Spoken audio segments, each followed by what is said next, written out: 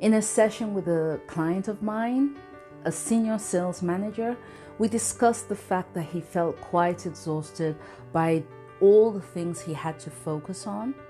And so as we explored the things he had on his plate, something interesting and insightful became evident, which speaks for the importance of being mindful as we go about our work and lives. We realized that his productivity was affected because in addition to all the relevant things he was responsible for and spent his limited time doing, unaware to him, he also spent a considerable amount of time in a state of worry due to perceived threat and danger. All the things that could happen, that could go wrong, and this hindered him from being fully present in the now and using all his mental energy on cognitive and demanding tasks.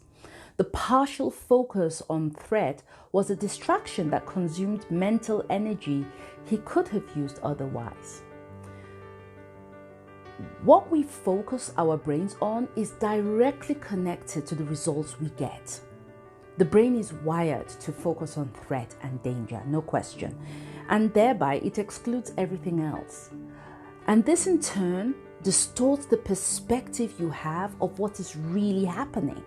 And as we operate, it is important to remember that the map is not the territory. So having a strategy in place that makes one see beyond the obvious is important.